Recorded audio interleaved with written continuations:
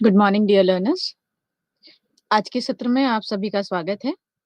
मैं हूं डॉक्टर जूही श्रीवास्तव और आज के सत्र का विषय है इंट्रोडक्शन टू पॉलिटिकल थियोरी, जिसका विषय कोड है BPSC 131। Introduction to political theory यानी राजनीतिक सिद्धांत का परिचय।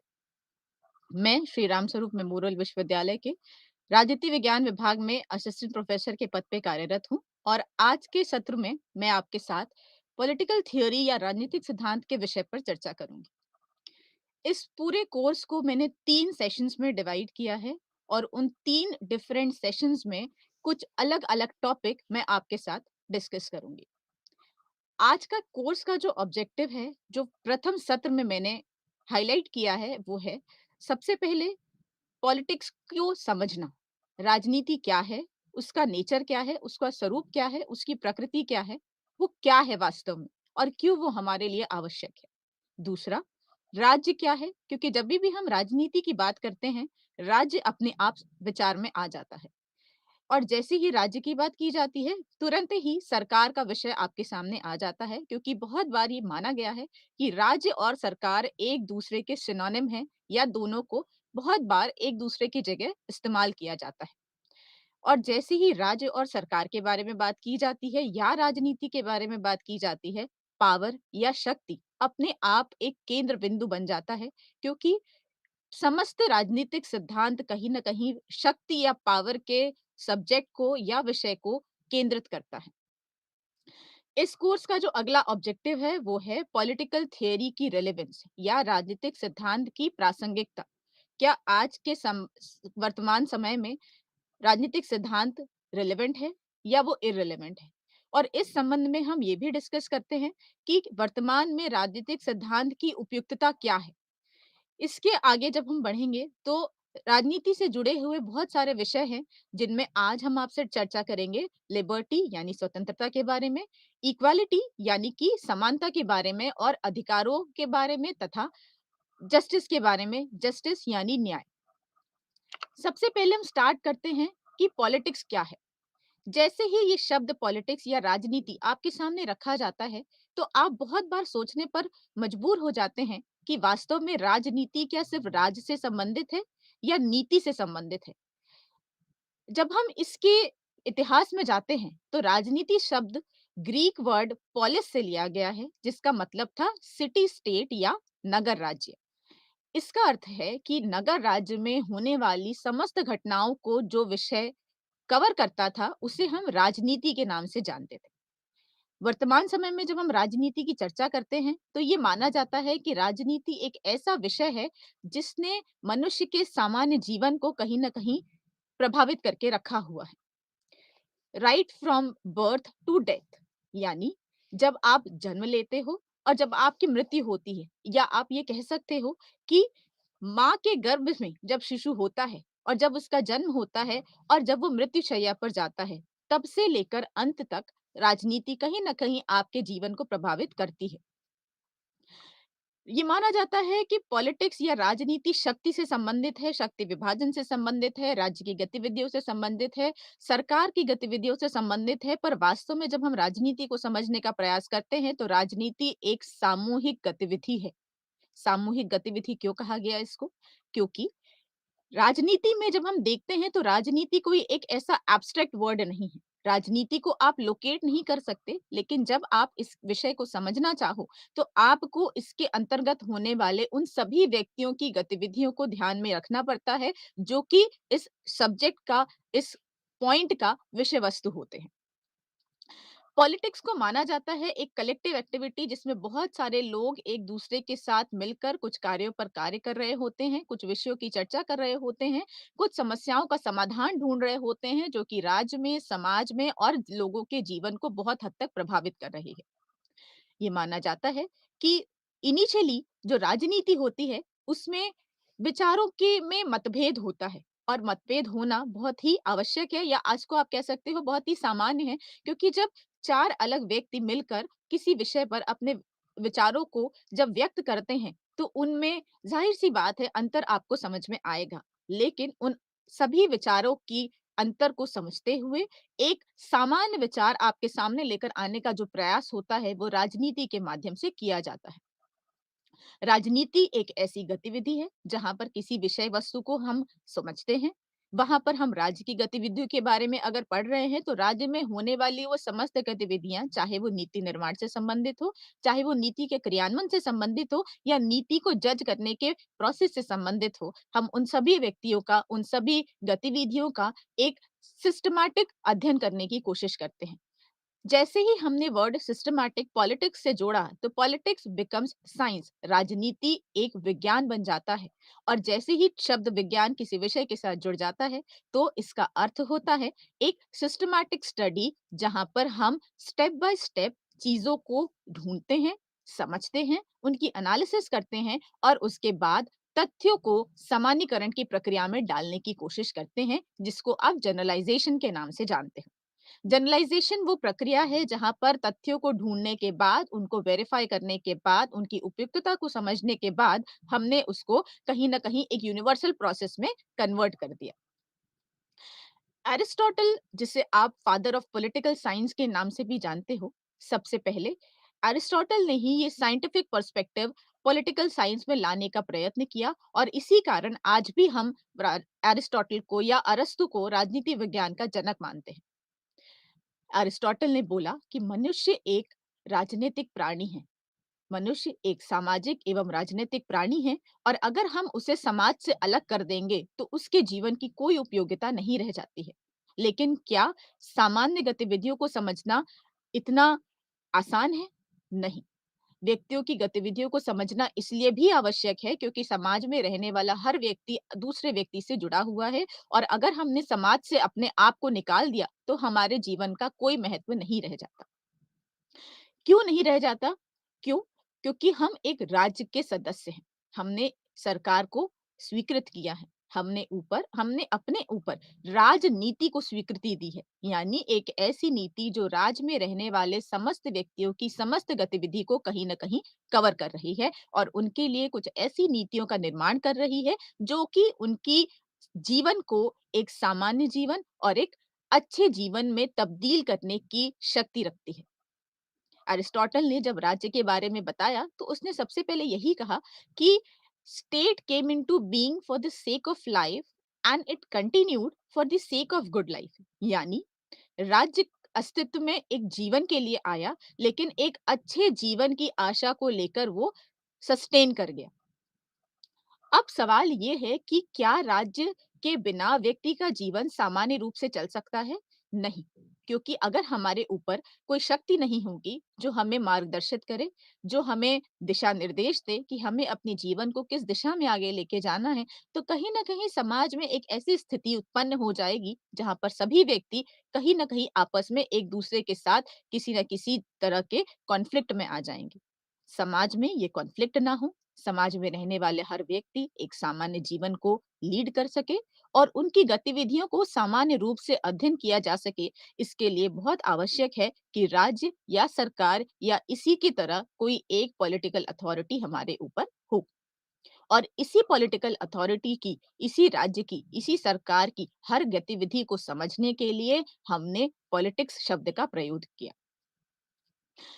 ये मानना है विचारकों का कि अगर हम राजनीति के विषय वस्तु को समझने की कोशिश करें या राजनीति की प्रकृति को समझने की कोशिश करें तो कहीं ना कहीं एक डिफिकल्टी हमारे सामने आती है, लेकिन जब हम उन्हें व्यक्तियों की गतिविधियों से जोड़कर समझने की कोशिश करते हैं तो वो गतिविधियां कहीं ना कहीं हमारे लिए विषय वस्तु बन जाती हैं और हमें ये भी पता है और विचारकों का भी ये मानना है कि व्यक्ति अपने वास्तविक स्वरूप में तब आता है जब उसे अपने विचारों को, अपने भावों को व्यक्त करने की स्वतंत्रता दी जाती है।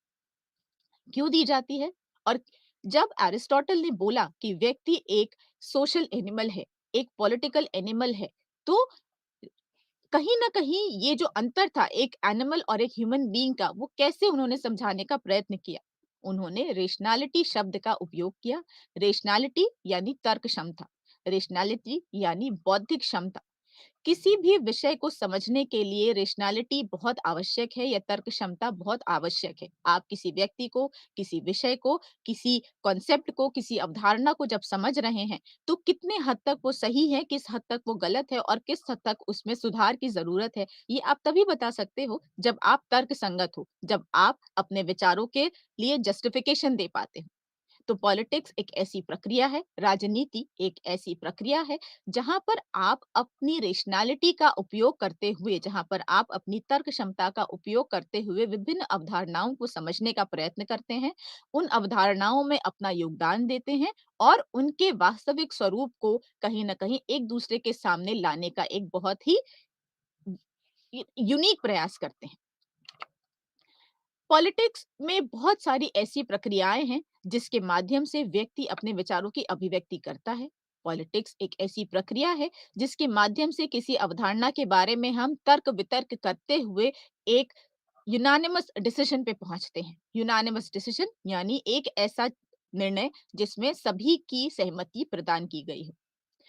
पॉलिटिक्स में रेशनैलिटी का बहुत बड़ा योगदान है क्योंकि पॉलिटिक्स में जैसा हमने आपको बताया और जैसा विचारकों का भी मानना था कि पॉलिटिक्स कहीं न कहीं शक्ति अर्जन के माध्यम से शक्ति अर्जन की प्रक्रिया से संबंधित है, राज्य की गतिविधियों से संबंधित है, सरकार की गतिविधियों से संबंधित है, राज्य और सरकार के बीच में क्या संबंध है, इससे संबंधित है।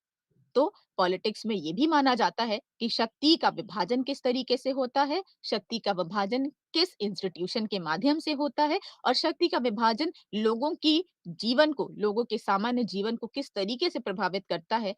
इन सारे विषयों की जब हम चर्चा करते हैं तो राजनीति अपने आप एक फोकस ऑफ अटेंशन बन जाती है, एक सेंटर बन जाता है और जब हम इन बातों के बारे में चर्चा करते हैं तो राजनीति का विषय अपने आप में तर्कसंगत हमें महसूस होने लगता है।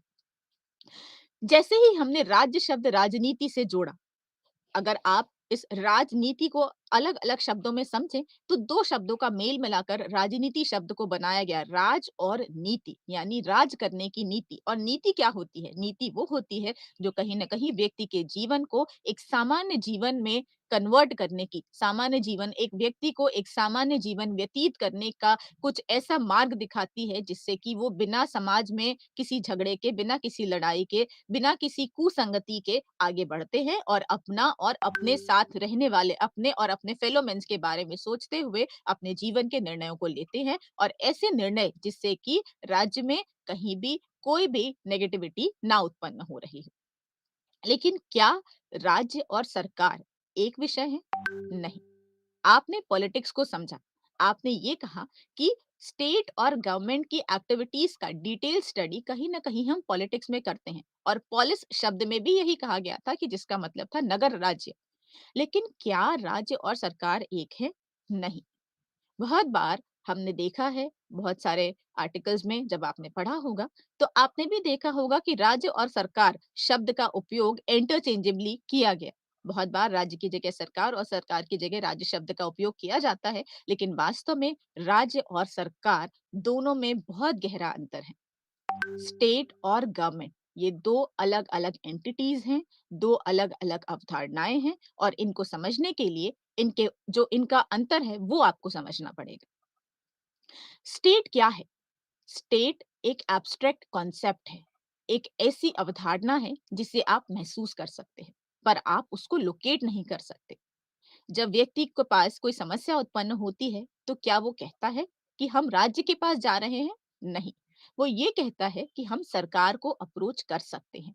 हमारे नॉर्मल जीवन में, हमारे सामान्य जीवन में जो समस्याएँ उत्पन्न हुई हैं, उन समस्याओं के समाधान के लिए हम एक ऐसे इंस्ट्रूमेंट की खोज करते हैं, एक ऐसे इंस्ट्रूमेंट के बारे में तलाशने की प्रक्रिया को शुरू करते हैं, जिसके माध्यम से हम अपने जीवन में आने वाली समस्याओं को सुलझाते हुए अपने सामान्य जीवन को व्यतीत कर सकें। तो हम क्या कहते हैं कि हम सरकार की तरफ जाएँगे और जैसे ही हमने ये बोला कि हम राज्य के नहीं, हम सरकार की तरफ जाते हैं, राज्य और सरकार के बीच का जो अंतर है, वो आपको समझ में आ जाता है। स्टेट क्या है?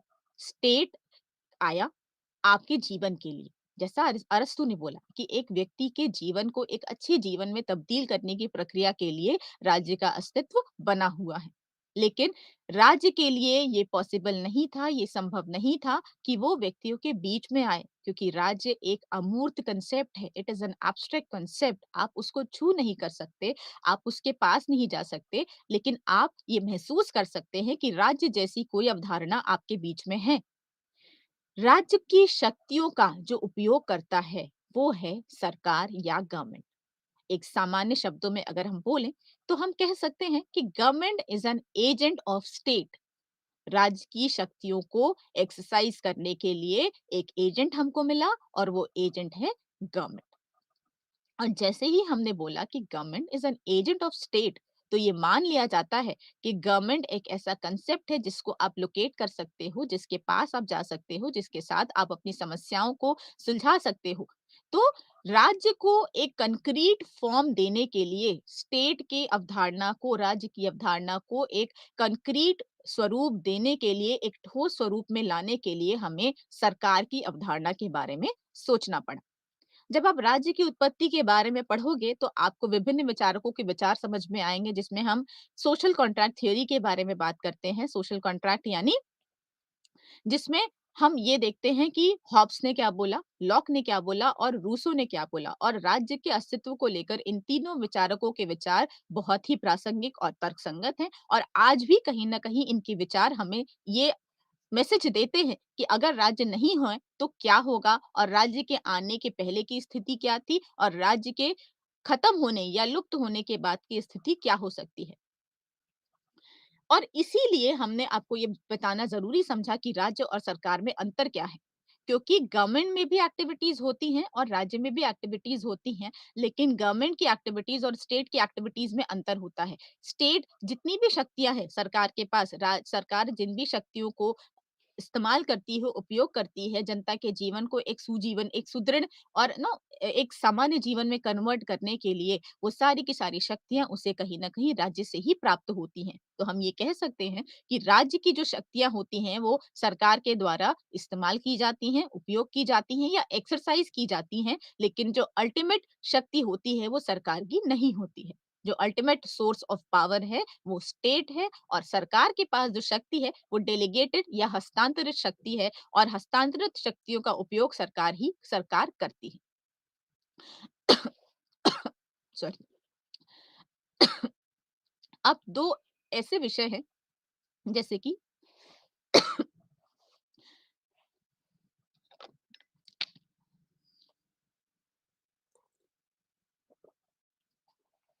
नागरिकता। जब आप बात करते हो, तो क्या आप ये कहते हो कि आप राज्य के नागरिक हो या आप सरकार के नागरिक हो? नागरिकता भी एक ऐसा विषय है, जो राज्य और सरकार के बीच के अंतर को बहुत ही स्पष्ट रूप से आपके सामने रखता है। आप ये कहते हो कि आप इस राज्य के नागरिक हो, आप भारत के नागरिक हो, ना कि किसी पर्टिकुलर सरकार के नागरिक हो। तो ये भी एक बहुत बड़ा अंतर का विषय है कि राज्य की नागरिकता जो होती है, वो परमानेंट होती है और कंपल्सरी होती है, लेकिन सरकार की जो नागरिकता होती है, वो ऐच्छिक होती है, वो आपकी इच्छा पे निर्भर होती है। आप चाहो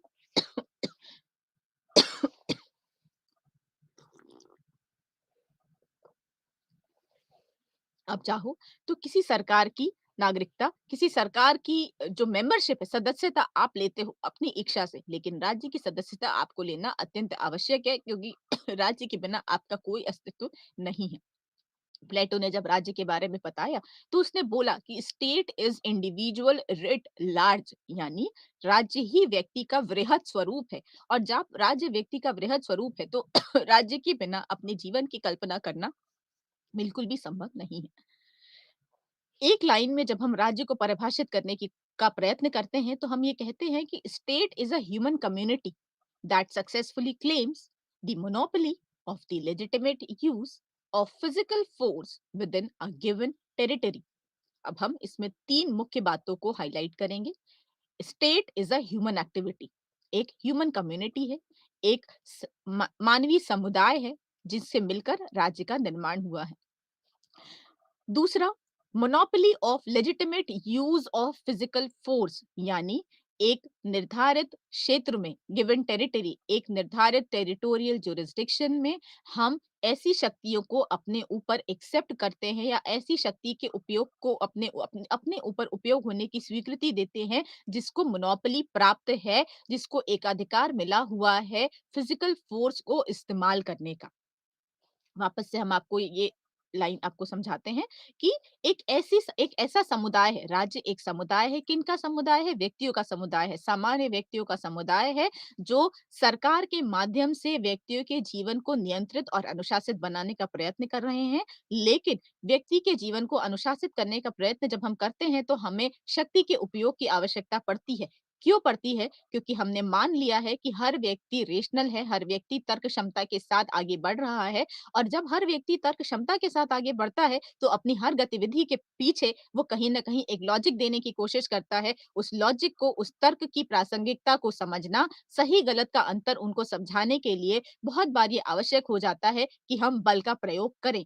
तो राज्य एक ऐसा वस्तु है, राज्य एक ऐसी अवधारणा है, जिसे बल के प्रयोग के लिए कहीं न कहीं एकाधिकार मिला हुआ है। सरकार राज्य के माध्यम से बल का प्रयोग करती है और हमारे जीवन को एक अच्छे जीवन में तब्दील करने की प्रक्रिया में आगे बढ़ती है। अब हम जब माने 3 एलिमेंट्स, अगर हम देखें कि राज्य क्या है, तो हमने आपको बताया कि एक ऐसा शक्ति, एक ऐसी अवधारणा जो हमें नियंत्रित कर रही है। क्यों नियंत्रित कर रही है? ताकि हम अपने सामान्य जीवन को आगे लेके जा सकें। लेकिन क्या ये शक्ति वैध है? पावर और अथॉरिटी ये 2 शब्द हैं जिनके बारे में अंतर को समझना और उसको स्पष्ट रूप से लोगों के सामने रखना अत्यंत आवश्यक हो जाता है। पावर और अथॉरिटी में क्या अंतर है? पावर और अथॉरिटी में लीगल का अंतर है। लीगल बैकिंग जब आपको मिल जाती है, तो आपकी शक्ति अथॉरिटी में या सत्ता में परिवर्तित हो जाती है। This is the difference in between the concept of power and authority. जब आपकी शक्ति को when your power gets legal backing, when it gets legal support, जब उसको वैधानिक रूप से मान लिया जाता है कि हाँ, ये सही है, तो हमारी शक्ति सत्ता में परिवर्तित हो जाती है। और अगर ऐसा ना होता तो हर व्यक्ति कहता कि हम भी पावरफुल हैं, क्योंकि पावर या शक्ति एक ऐसी अवधारणा है जिसमें हर व्यक्ति कहता है कि मेरे पास भी शक्ति है और मैं भी अपनी शक्तियों का इस्तेमाल कर सकता हूँ या कर सकती हूँ। लेकिन वो शक्ति किस हद तक वैध है, वो डिपेंड करती है कि आपकी शक्ति को वैधता मिली है या नहीं। और जिस क्षण आपकी शक्ति को वैधता मिल जाती है, आपकी शक्ति कहीं न कहीं सत्ता में परिवर्तित हो जाती है और वो सत्ता, वो अथॉरिटी कहीं न कहीं आपको नियंत्रित करने की शक्ति, आपको नियंत्रित करने का अधिकार रखती है। तो पावर का लेजिटिमाइजेशन बहुत आवश्यक है। पावर के विषय में ये वृहद चर्चा करना इसलिए भी अत्यंत आवश्यक था क्योंकि बहुत सारे विचारकों ने शक्ति को या राजनीति को शक्ति से जोड़कर देखा, लेकिन शक्ति क्या एक एब्स्ट्रैक्ट कॉन्सेप्ट था? नहीं। शक्ति किससे जुड़ा है? शक्ति जुड़ा है राज्य से, शक्ति का अवधारणा जुड़ी है केंद्र से, शक्ति की अवधारणा जुड़ी है आपके सरकार से। और इसलिए शक्ति के स्वरूप को समझना, शक्ति किस हद तक सत्ता में परिवर्तित हो सकती है और किस हद तक वो आपके जीवन को प्रभावित कर सकती है, इसको समझना आपके लिए अत्यंत आवश्यक था।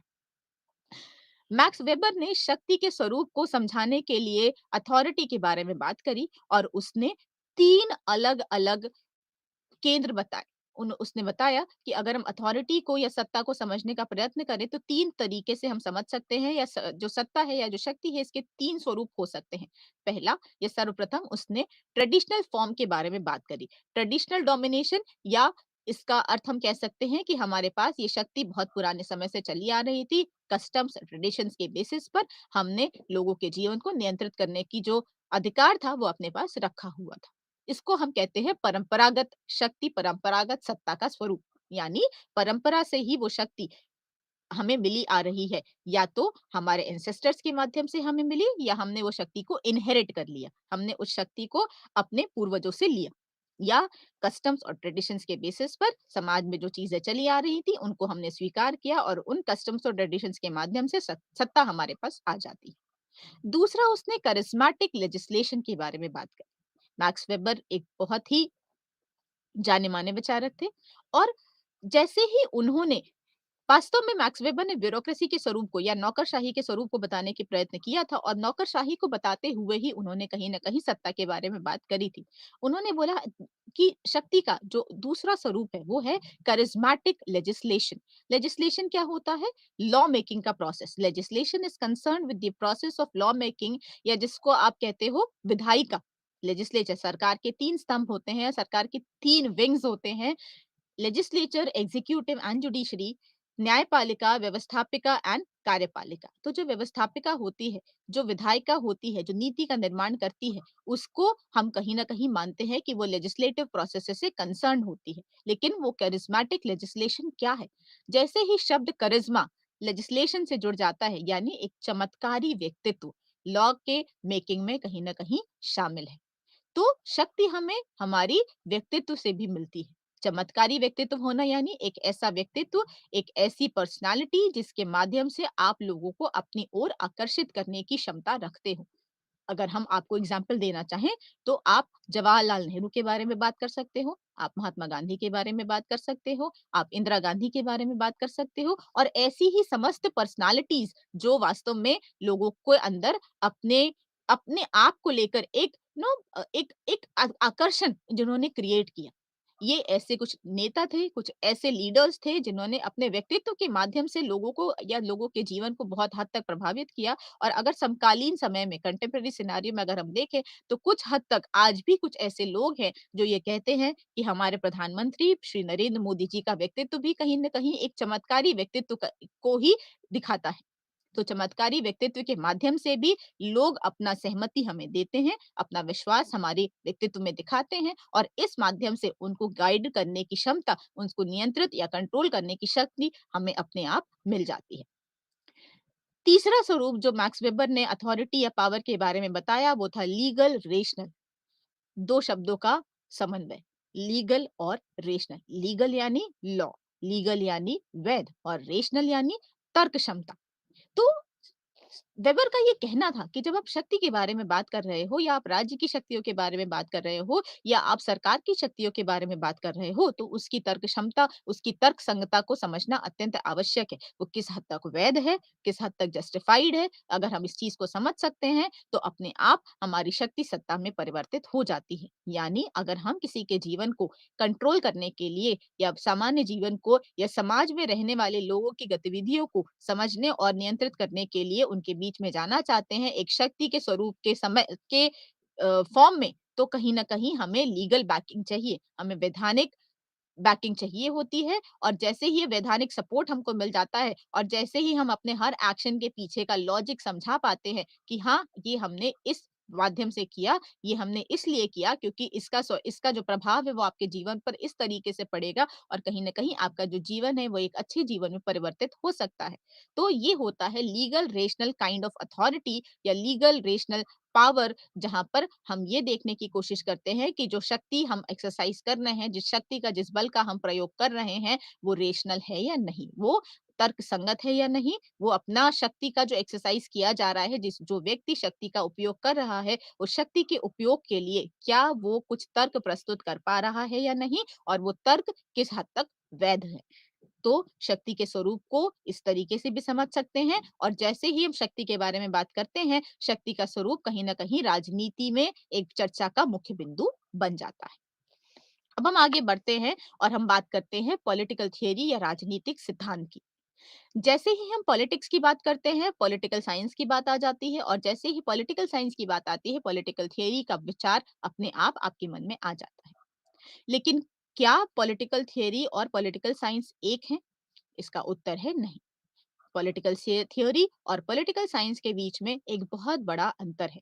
पॉलिटिकल साइंस में या राजनीति विज्ञान में हम राजनीति से संबंधित विभिन्न विषयों की चर्चा करते हैं और उन विभिन्न विषयों को जो समझने का एक मार्ग है वो है political theory. Political theory idea देता है, पॉलिटिकल थियरी अवधारणाएं बताता है। पॉलिटिकल थियरी उन सिद्धांतों को लेकर हमारे सामने आता है जिसके माध्यम से हम पॉलिटिकल साइंस के या राजनीति विज्ञान के विभिन्न विषयों को समझते हैं, उनके अंतर को समझते हैं, उनकी तर्कसंगता को समझते हैं, उनका क्रिटिसिज्म करते हैं।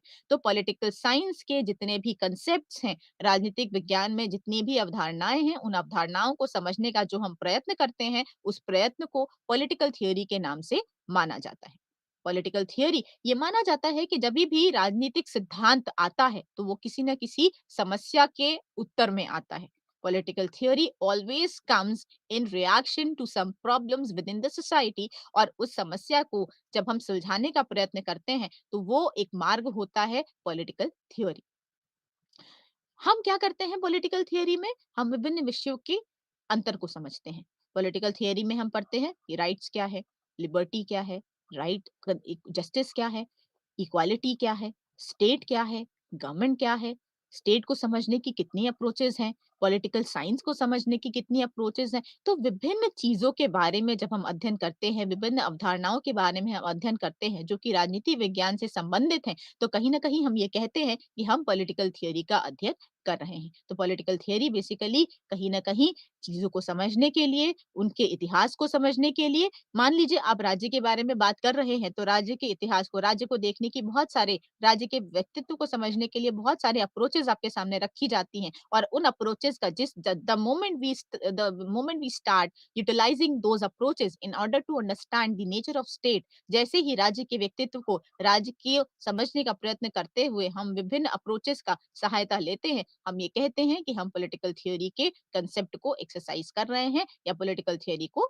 यूज कर रहे हैं। तो पॉलिटिकल थियरी वो माध्यम है, पॉलिटिकल थियरी वो रास्ता है जिसके माध्यम से हम राजनीति विज्ञान के विभिन्न विषयों को एनालाइज करते हैं, समझते हैं, क्या समस्याएं हैं, उन समस्याओं को किस तरीके से सुलझाया जा सकता है, उनका उत्तर क्या हो सकता है, और कैसे हम व्यक्ति के जीवन से उन समस्याओं को निकाल सकते हैं। ये है पॉलिटिकल थियरी।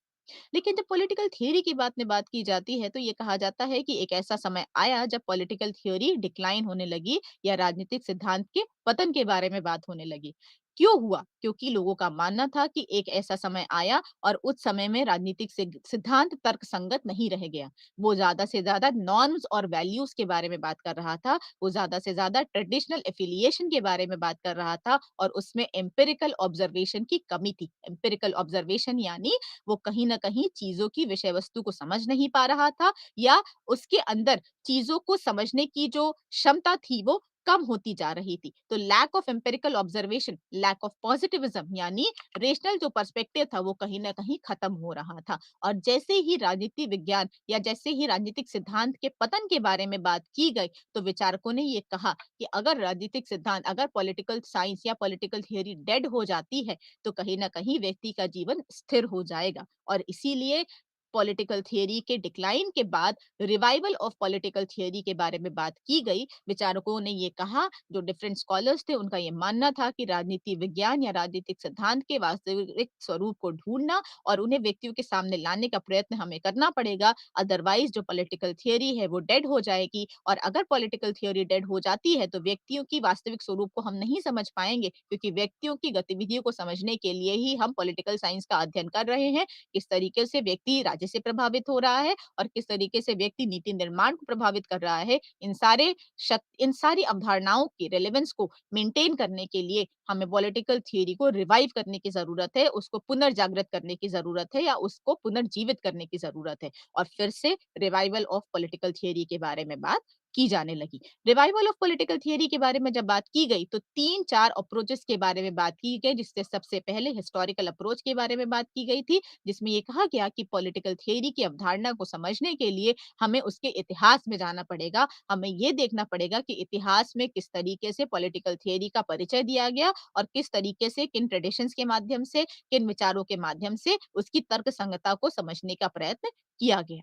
दूसरा, उन्होंने नॉर्मेटिव अप्रोच के बारे में बात करी, जिसे हम फिलोसॉफिकल अप्रोच के नाम से भी जानते हैं। उनका कहना था कि इस विश्व में जितनी भी घटनाएँ घट रही हैं, उनको समझने के लिए हमें वैल्यू सिस्टम को समझना ज़रूर पड़ेगा। वैल्यू फ्री स्टडी को उन्होंने फ़ोकस नहीं किया। उन्होंने बोला कि जैसे ही हम वैल्यू फ्री स्टडी के बारे में बात करेंगे, तो राज्य अपने अस्तित्व को खो देगा, क्योंकि वैल्यूज़ के बिना किसी भी कांसेप्ट, किसी भी अवधारणा का जीवित होना संभव नहीं है। तो उन्होंने कहा कि हम वैल्यू फ्री स्टडी की बात नहीं कर रहे हैं, लेकिन एक फिलॉसॉफिकल पर्सपेक्टिव से कहीं न कहीं पॉलिटिकल थियरी को समझना और व्यक्ति के जीवन में उसकी तर्कसंगता, उसकी उपयोगिता को समझाना बहुत आवश्यक है। तो उन्होंने नॉर्मेटिव या फिलॉसॉफिकल अप्रोच के बारे में भी बात करी, इनसाइट्स को एक्सपीरियंसेस और अपने इनसाइट्स के माध्यम से किस तरीके से हम विषय को समझ सकते हैं और उन्हें व्यक्तियों के सामने प्रस्तुत कर सकते हैं। और जो तीसरी अप्रोच थी, वो उन्होंने एम्पिरिकल अप्रोच के बारे में बात करी। एम्पिरिकल अप्रोच को कहीं न कहीं हम पॉजिटिविज़्म के बारे में इसके नाम से भी जानते हैं, या एम्पिरिकल अप्रोच को एक साइंटिफिक अप्रोच भी कहा जाता है, जिसमें हम वेरिफिकेशन पे ज़्यादा ध्यान देते हैं। जिसमें हम ये देखते हैं कि अगर कोई घटना घट रही है, तो क्या वो दोबारा वैसे ही घटेगी? यानी अगर आज एक किसी भी मान लो आप किसी लैब सेटिंग में कोई एक्सपेरिमेंट करते हो, तो क्या उसी लैब सेटिंग में वो एक्सपेरिमेंट दोबारा किया जाएगा, तो क्या सेम रिजल्ट आएगा? इसको हम कहते हैं वेरिफिकेशन। या हम देखते हैं कि अगर आज कोई चीज़ हुई है, आज राज्य के थ्रू किसी कांसेप्ट के बारे में बात की गई है, किसी शक्ति के बारे में बात की गई है, या किसी अवधारणा को सामने रखा गया है, तो क्या आज से पहले या आज से 10 साल बाद भी ये चीज़ें उतनी ही तर्कसंगत रहेंगी या नहीं? तो ये जो ऑब्जर्वेशन का प्रोसेस है, जिसमें हम रेशनैलिटी को ढूँढने की कोशिश करते हैं, जिसमें हम वेरिफिकेशन की बात करते हैं, जिसमें हम प्रूफ करने की बात करते हैं, तो वो होता है एम्पिरिकल अप्रोच। और इन अप्रोचेस के माध्यम से हमने पॉलिटिकल थियरी को रिवाइव करने की कोशिश करी, और आज उसका जो रिजल्ट है वो ये है कि आज भी पॉलिटिकल थियरी हमारे लिए उतना ही आवश्यक था जितना कि वो पिछले समय में रहा है, और आने वाले समय में भी पॉलिटिकल थियरी हमारे लिए अत्यंत आवश्यक होगा, क्योंकि जैसा कि सत्र के आरंभ में हमने आपसे कहा कि पॉलिटिक्स या राजनीति एक ऐसा विषय है जो व्यक्ति के जीवन से शुरुआत से लेकर अंत तक व्यक्ति के जीवन को प्रभावित करता है, और अगर पॉलिटिक्स रहे तो पॉलिटिकल थियरी जरूर होगा। अब हम आगे बढ़ते हैं और हम डिफरेंट कंसेप्ट्स के बारे में बात करेंगे, जिनका अध्ययन हम राजनीति विज्ञान या राजनीतिक सिद्धांत के तहत करते हैं। सबसे पहले हम बात करते हैं लिबर्टी या स्वतंत्रता की। जैसे ही ये शब्द लिबर्टी या स्वतंत्रता आपके सामने आता है, आप सोचने पर मजबूर हो जाते हो कि स्वतंत्रता किस हद तक। तो स्वतंत्रता के बारे में जब हम बात करते हैं, तो हम बात करते हैं जॉन लॉक की, जिनको हम फादर ऑफ लिबरलिज्म के नाम से जानते हैं, या हम बात करते हैं जीन जाकस रूसो की। जीन जाकस रूसो, हाँ, वही रूसो जिसने फ्रेंच रिवॉल्यूशन जिनकी विचारों से प्रेरित होकर फ्रेंच रिवॉल्यूशन में लिबर्टी, इक्वालिटी और फ्रेटर्निटी के बारे में बात की गई थी। लॉक को फादर ऑफ लिबरलिज्म इसलिए भी कहा जाता है क्योंकि लॉक ने जब स्टेट के बारे में बताने के लिए अपने विचार प्रस्तुत किए, तो उसने ये बताया कि स्टेट की अनक्वेश्चन्ड पावर हम अपने ऊपर एक्सेप्ट नहीं कर सकते। राज्य की जो शक्तियाँ हैं वो असीमित नहीं होंगी। जैसे ही राज्य व्यक्तियों से उनकी स्वतंत्रता को छीनने का प्रयत्न करेगा, हमारे अंदर हम ये शक्ति व्यक्तियों के पास है कि वो राज्य को रिप्लेस कर दें।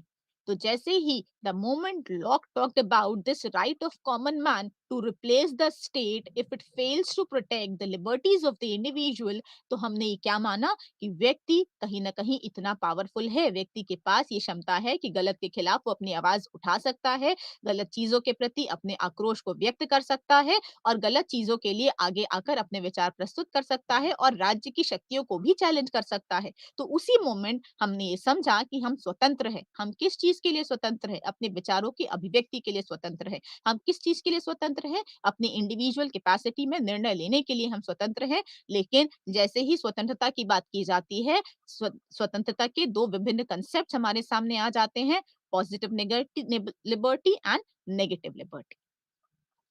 पॉजिटिव यानी सकारात्मक स्वतंत्रता, और नेगेटिव यानी नकारात्मक स्वतंत्रता। स्वतंत्रता का मतलब लाइसेंस नहीं होता है। एक स्टेटमेंट था कि my liberty to stretch my arm ends where the other people's nose begins. I am repeating the statement, my liberty to stretch my arms ends where the other people's nose begins. यानी अपने हाथों को फैलाने की स्वायत्तता या स्वतंत्रता उसी समय खत्म हो जाती है जब हमारे हाथ किसी दूसरे व्यक्ति की नाक को छूने लगते हैं। इसका अर्थ ये है कि स्वतंत्रता एक रिलेटिव कंसेप्ट है, एक ऐसा कंसेप्ट जो कि आइसोलेशन में नहीं समझा जा सकता, एक एब्सोल्यूट कंसेप्ट नहीं है। हम अपनी स्वतंत्रता समाज में रहने वाले व्यक्तियों के रिलेशन में एंजॉय कर रहे हैं। यानी जो स्वतंत्रता हमें मिली हुई है, उतनी ही स्वतंत्रता समाज में रहने वाले दूसरे व्यक्तियों को भी मिली हुई है और इसीलिए हमारी स्वतंत्रता पर प्रतिबंध लगाया जा सकता है। और वो प्रतिबंध कब लगेगा? जब हम सोशल ऑर्डर को खराब कर रहे हैं, जब हम दूसरे व्यक्तियों की स्वतंत्रता में बाधक बन रहे हैं या हमारी गतिविधियां राज्य में पीस और ऑर्डर को डिस्टर्ब कर रही होती हैं। तो इसीलिए लिबर्टी के पॉजिटिव और नेगेटिव स्वरूप के बारे में बात किया जाता है। लिबर्टी के बारे में जब आप चर्चा करते हो तो सामान्यतः आप क्या देते हो? एब्सेंस ऑफ रिस्ट्रिक्शंस, यानी प्रतिबंधों का अभाव। लेकिन जब प्रतिबंधों का अभाव होता है तो वो जीवन सामान्य जीवन नहीं रह जाता है। वो एक जंगल राज में परिवर्तित हो सकता है जहाँ पर हर व्यक्ति जिसके ऊपर प्रतिबंध नहीं है वो अपने अपने आधार पर निर्णय लेता है। हर व्यक्ति अपनी सोच के आधार पर अपने लिए कहीं न कहीं चीज़ें निर्धारित करता है और उनके लिए आगे बढ़ता है और अंततः क्या होता है? उस समाज में लड़ाई-झगड़े उत्पन्न होने लगते हैं। तो नेगेटिव लिबर्टी का मतलब ये है कि आपके ऊपर कोई रिस्ट्रिक्शन नहीं है और पॉजिटिव लिबर्टी यानी liberty with some positive sense, यानी जहाँ पर आप अपनी स्वतंत्रता का उपयोग तो कर रहे हो, लेकिन किसी पॉजिटिव पर्पस के साथ कर रहे हो। एक सामान्य लाइन में, एक नॉर्मल कांसेप्ट में अगर हम लिबर्टी को एक्सप्रेस करने की बात करें तो sphere of autonomy of the individual, यानी व्यक्ति किस हद तक अपनी स्वायत्तता को एक्सरसाइज कर सकता है। अगर ये लिमिट हमारे सामने आ जाती है तो हम ये कहते हैं कि हमारे ऊपर एक प्रतिबंध लगा हुआ है और हम अपनी स्वतंत्रता को एक लिमिट में रहकर ही एंजॉय कर सकते हैं। लिबर्टी की जब आप बात करते हो तो जेएस मिल के बारे में जरूर बात की जाती है। जॉन स्टुअर्ट मिल एक इंग्लिश फिलोसोफर थे और उन्होंने लिबर्टी के बारे में बहुत सामान्य तरीके से लोगों को समझाने की कोशिश करी थी। उनका ये कहना था कि people should be free to do whatever they want but until and unless their actions are not distorting the social order of the society. हर व्यक्ति उस कार्य को करने के लिए स्वतंत्र होना चाहिए जो वो कर सकता है। बस हमें ये ध्यान रखना होगा कि हमारी गतिविधियों से समाज या समाज में रहने वाले बाकी लोग किस हद तक प्रभावित हो रहे हैं। अगर हमारी गतिविधियां समाज में रहने वाले लोगों के ऊपर नकारात्मक प्रभाव डाल रही हैं तो वो स्वतंत्रता नहीं हो सकती। स्वतंत्रता का अर्थ है एक पॉजिटिव स्वतंत्रता, एक ऐसी स्वतंत्रता जिसके माध्यम से हम अपने सर्वांगीण विकास की तरफ आगे बढ़ रहे हैं, ना कि दूसरे व्यक्तियों के पतन की तरफ आगे बढ़ रहे हैं। और इसी विकास को समझाने के लिए उन्होंने व्यक्ति की गतिविधियों को दो अलग-अलग स्फेयर्स में डिवाइड कर दिया, self regarding actions and other regarding actions, यानी वो एक्शन जिससे हमारा व्यक्तित्व प्रभावित होता है और वो एक्शंस जिनमें समाज में रहने वाले बाकी व्यक्तियों का व्यक्तित्व भी प्रभावित हो सकता है। व्यक्ति की गतिविधियां दो अलग-अलग जोन में डिवाइड हो गई, स्व को प्रभावित करने वाली गतिविधियां और दूसरों को प्रभावित करने वाली गतिविधियां। तो स्व को प्रभावित करने वाली गतिविधियों में हम स्वतंत्र हैं, लेकिन जैसे ही वो गतिविधियां हमारे सामने आती हैं जिनमें हम दूसरों को प्रभावित करने लगते हैं, उसमें हम स्वतंत्र नहीं हैं। और इसाया बर्लिन ने भी लिबर्टी के ही दो कंसेप्ट्स के बारे में बात करी। उन्होंने बोला हर व्यक्ति के अंदर दो सेल्फ होते हैं, हायर सेल्फ और लोअर सेल्फ। हायर सेल्फ में जब हम डिसीजन लेते हैं तो वो हमारे लॉन्ग टर्म गोल्स को कहीं ना कहीं फोकस करता है, जबकि जो लोअर सेल्फ होता है वो इरेशनल डिजायर्स होता है, वो यानी मोमेंटस प्लेजर देता है हमें, क्षण भर की खुशी हमें दे सकता है, लेकिन जब हम लॉन्ग टर्म में उन चीजों की उपयुक्तता के बारे में समझने की कोशिश करेंगे तो वो हमारे लिए उपयुक्त नहीं रह जाता है। तो अगर हम पॉजिटिव लिबर्टी की बात करें बर्लिन के अनुसार, तो बर्लिन का मानना था कि अगर हमारा हायर सेल्फ हमारे लोअर सेल्फ का मास्टर हो जाता है तो हम कह सकते हैं कि हम स्वतंत्र हैं और हम ऐसे ही निर्णयों को लेकर आगे बढ़ते हैं जिनसे हमारा व्यक्तित्व और समाज में रहने वाले बाकी व्यक्तियों का जो जो व्यक्तित्व है वो सकारात्मक रूप से प्रभावित होता है, ना कि नकारात्मक रूप से। एक लाइन में अगर हम स्वतंत्रता को सम अप करने की कोशिश करें तो हम ये कह सकते हैं कि राज्य के पास भी शक्तियाँ हैं और व्यक्ति के पास भी शक्तियाँ हैं, लेकिन उन दोनों शक्तियों का जो स्वरूप है वो सकारात्मक होना चाहिए।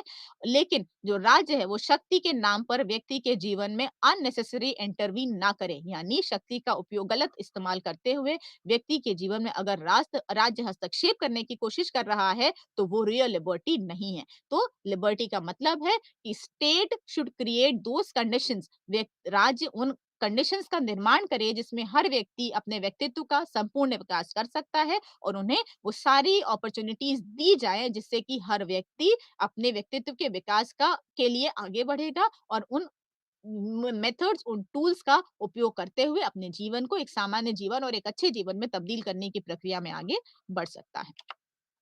और जैसे ही हम लिबर्टी की बात करते हैं, स्वतंत्रता के साथ समानता भी आपको दिखाई दी जाती है और ये कुछ ऐसे आइडियाज है जो भारतीय संविधान में भी इनकॉर्पोरेट किए गए हैं। अगर आप प्रस्तावना पढ़ो संविधान की, तो ये आइडियाज आपको वहां पर दिखाई देते हैं। इक्वालिटी का जब बात की जाती है, तो इक्वालिटी को दिखाने के लिए या जो दो लैंडमार्क्स माने जाते हैं इक्वालिटी की अवधारणा को लेकर, वो है फ्रेंच रेवोल्यूशन 1789 में और अमेरिकन सिविल वॉर। इन दोनों में कहीं न कहीं समानता की अवधारणा को केंद्र बनाया गया। फ्रेंच रिवॉल्यूशन में लिबर्टी, इक्वालिटी और फ्रेटर्निटी की बात की गई। उन्होंने बोला समानता है, अगर स्वतंत्रता है तो समानता भी होनी चाहिए। समानता कैसी? यानी अगर एक व्यक्ति समाज में अवेलेबल रिसोर्सेज का इस्तेमाल करते हुए अपने जीवन को सामान्य जीवन में तब्दील कर रहा है, तो कहीं न कहीं वो समानता, वो समान रूप से वो अपॉर्च्युनिटी हमें भी मिलनी चाहिए कि समाज में अवेलेबल जितने भी रिसोर्सेज हैं, उनका इस्तेमाल करते हुए हम अपने जीवन को सामान्य जीवन में तब्दील कर सकें।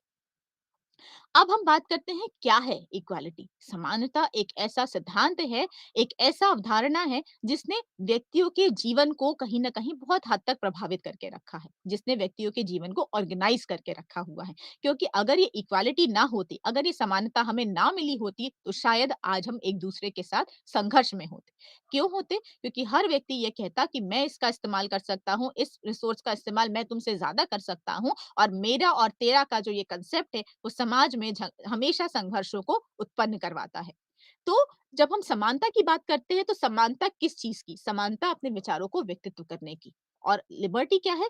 स्वतंत्रता अपने विचारों को व्यक्तित्व करने की। तो अगर एक व्यक्ति अपने विचारों को प्रकट करने के लिए स्वतंत्र है, तो दूसरा व्यक्ति भी अपने विचारों को प्रकट करने के लिए स्वतंत्र होना चाहिए। ये होती है समानता, यानी समाज में रहने वाले सभी व्यक्तियों के बीच में समान स्तर को आप मेंटेन कर रहे हो। सभी व्यक्तियों को आप कहीं न कहीं एक ऐसा प्लेटफ़ॉर्म प्रोवाइड कर रहे हो, जहाँ पर अपने इक्वालिटी ऑफ अपॉर्च्युनिटी आप उनको प्रदान कर रहे हो। अवसर की इक्वालिटी, अवसरों की समानता आप उनको दे रहे हो। समान रूप से एक अवसर आप सभी व्यक्तियों को दे रहे हो कि वो आगे आए, व्यक्तित्व का विकास करें और समाज में और जो सोसाइटी है उसके डेवलपमेंट में कहीं न कहीं वो अपना पॉजिटिव कंट्रीब्यूशन दे पाएँ। तो इक्वालिटी को अगर हम एक लाइन में समझने का प्रयत्न करें, तो इक्वालिटी क्या है? Removal of all obstacles that prevent self development. Removal of all obstacles that prevent self development, यानी व्यक्ति के जीवन में से उन सभी अड़चनों का निकाल दिया जाना, जो उसके व्यक्तित्व के विकास में बाधक साबित हो रही हैं। और अगर हम कहते हैं कि राज्य जो है वो समानता की अवधारणा को साथ में लेकर चल रहा है, तो राज्य के की तरफ से ऐसी एक्टिविटीज को इनिशिएट किया जाना चाहिए जो समाज में उत्पन्न होने वाली उन सभी बाधाओं को खत्म करे, जो कि कहीं न कहीं व्यक्तियों के स्व व्यक्तित्व या व्यक्तित्व के निर्माण में बाधक उत्पन्न हो रही हैं। हर व्यक्ति रेशनल है, हर व्यक्ति तर्क क्षमता रखता है और अगर उसके साथ कुछ गलत होगा तो वो आवाज उठाएगा। तो समाज में एक ऐसी सिचुएशन, समाज में एक ऐसी स्थिति होनी चाहिए या समाज में एक ऐसा प्रोसेस इनिशिएट किया जाना चाहिए कि संघर्ष कम हो और जो कोऑपरेशन या समन्वय है वो लोगों के बीच में ज्यादा हो, क्योंकि एक वेल कोऑर्डिनेटेड सोसाइटी में ही हम लिबर्टी और इक्वालिटी और जस्टिस जैसे कंसेप्ट्स की रेलेवेंस को समझ सकते हैं। अगर ऑर्डर नहीं है, अगर पीस नहीं है, तो कहीं न कहीं इन कांसेप्ट्स की कोई जो रेलेवेंस है, इन अवधारणाओं की जो तर्क संगतता है, वो खत्म हो जाती है। अगर हम कैरेक्टरिस्टिक्स के बारे में बात करें, मोटे तौर पर अगर हम देखना चाहें या डिफाइन करना चाहें कि इक्वालिटी के कैरेक्टरिस्टिक्स क्या होते हैं, तो हम क्या बताएँगे?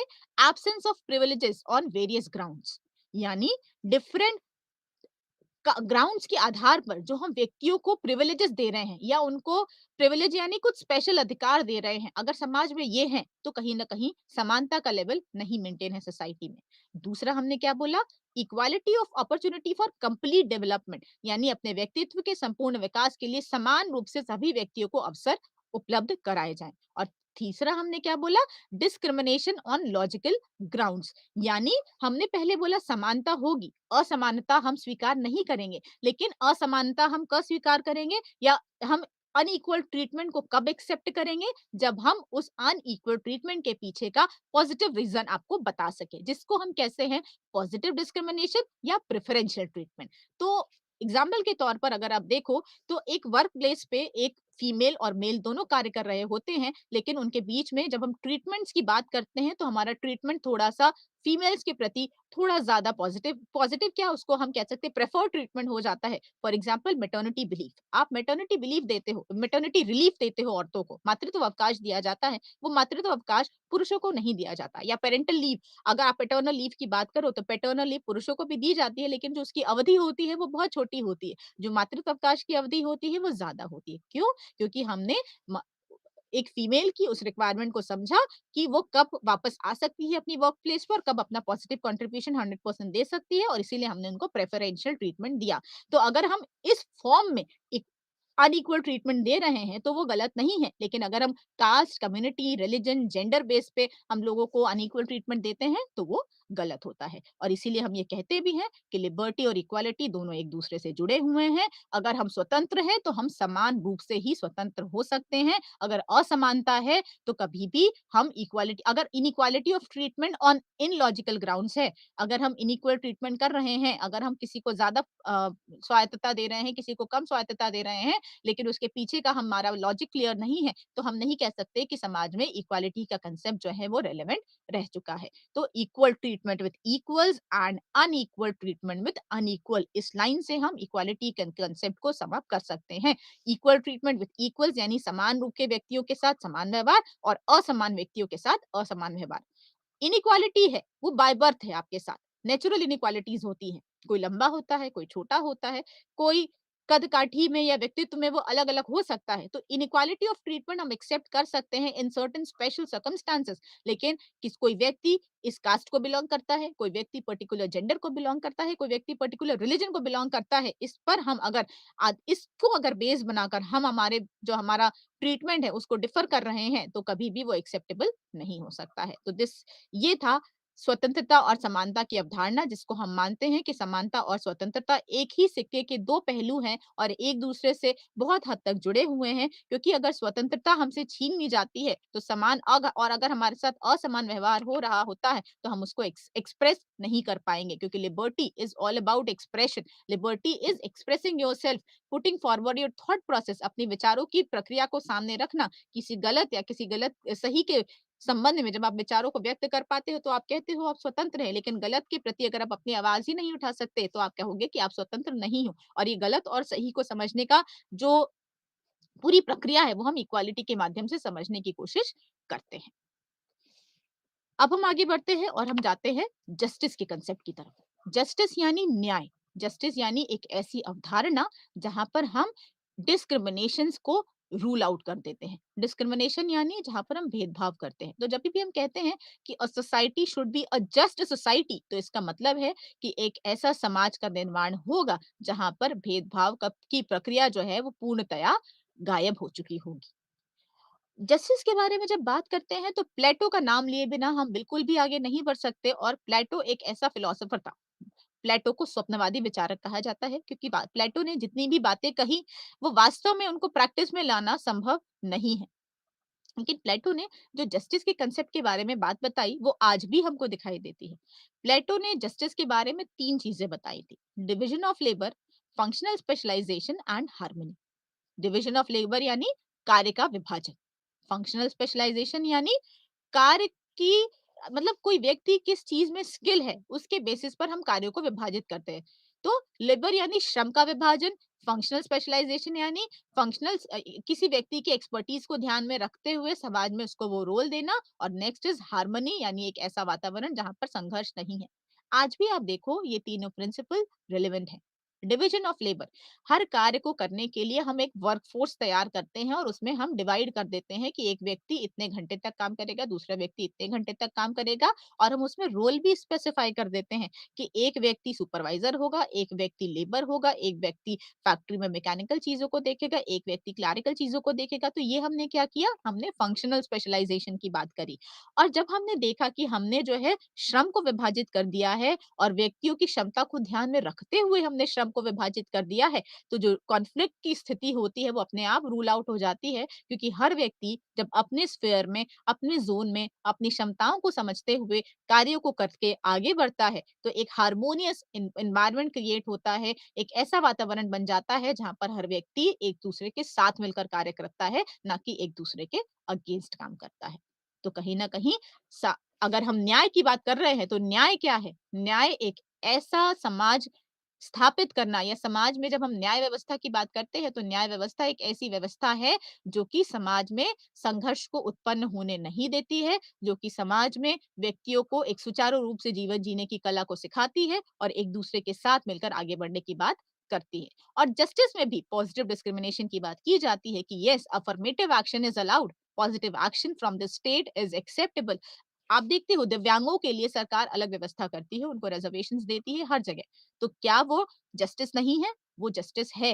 क्यों? क्योंकि उनकी समस्याओं को ध्यान में रखते हुए हमने अफर्मेटिव एक्शंस के बारे में बात करी, हमने पॉजिटिव एक्शंस की बात करी। तो discrimination is not allowed, but discrimination on positive ground is acceptable. अगर हम वो डिस्क्रिमिनेशन सकारात्मक संक्षेप में, सकारात्मक परिप्रेक्ष्य में करते हैं, तो वो एक्सेप्टेबल होता है।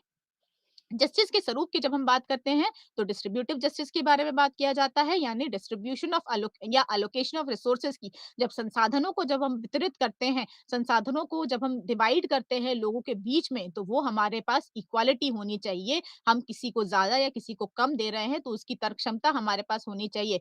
फॉर एग्जाम्पल, जब हम सोशल सिक्योरिटी स्कीम्स के बारे में बात करते हैं, सोशल सिक्योरिटी स्कीम्स में जैसे हम पेंशन की बात कर देते हैं, एल्डरली पर्सन को या रिटायर्ड लोगों को कुछ हम सोशल सिक्योरिटी स्कीम्स दे रहे हैं, तो हमने क्या बोला कि हमने डिस्ट्रीब्यूशन के टाइम पे उनकी आवश्यकताओं को ध्यान में रखा। तो व्यक्ति की आवश्यकताओं, समाज में किसको क्या मिल रहा है, अगर क्या मिल रहा है ये हम लॉजिकली जस्टिफाई कर देते हैं, तो हम कहते हैं कि हमने डिस्ट्रीब्यूटिव जस्टिस को अचीव कर लिया है। तो distributive justice is basically receiving of equal amount, not equal proportion, but हमारी आवश्यकताओं के अनुसार जब हम इक्वालिटी अचीव कर लेते हैं, हमारी आवश्यकताओं के अनुसार जब हमारे साथ भेदभाव किया जाता है, तो हम ये कहते हैं कि जस्टिस तो मेंटेन है और पॉजिटिव ग्राउंड्स पे कहीं ना कहीं जस्टिस को हम सस्टेन कर पाए हैं।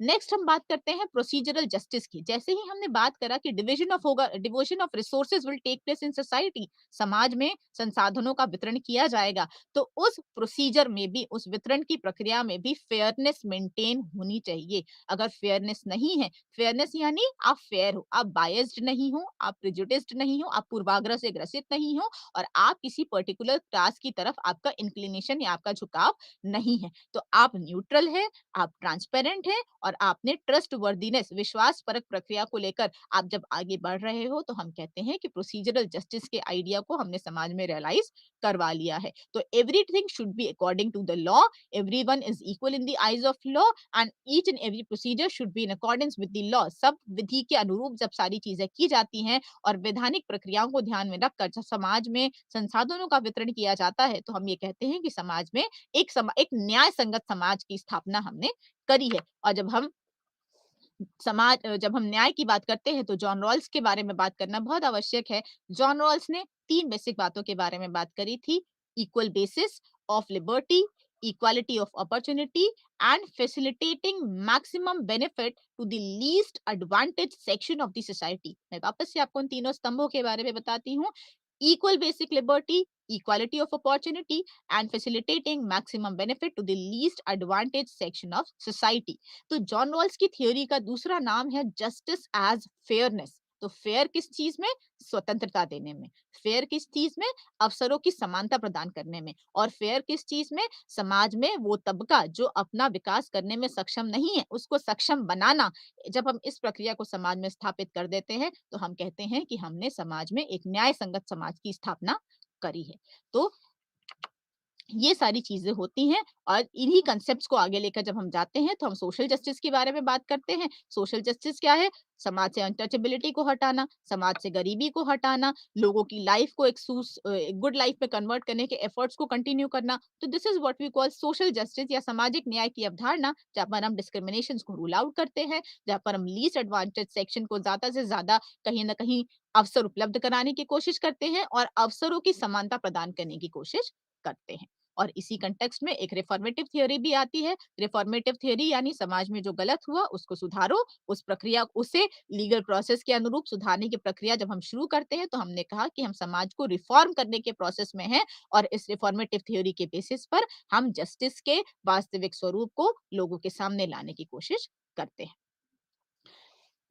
एक लाइन में अगर हम जस्टिस को बात करें, तो justice is fairness of procedure, justice is absence of discrimination, justice is absence of biased treatment, justice is absence of preferential treatment. सो आज के सत्र में मैंने आपसे इन 3-4 मुख्य विषयों के बारे में बात करी, जिसमें सबसे पहले हमने राजनीति को समझा, हमने राजनीति के प्रकृति को समझने का प्रयत्न किया, इसके बाद हमने आपसे राजनीतिक सिद्धांत के बारे में बात करी, उसके बाद हमने आपसे समानता की अवधारणा के बारे में बात करी, हमने आपसे स्वतंत्रता की अवधारणा के बारे में बात करी और हमने आपसे न्याय की अवधारणा के बारे में बात करी। तो आज के सत्र को हम यहीं समाप्त करते हैं और बाकी के विषय हम अगले सत्र में आपके साथ चर्चा करेंगे। नमस्कार।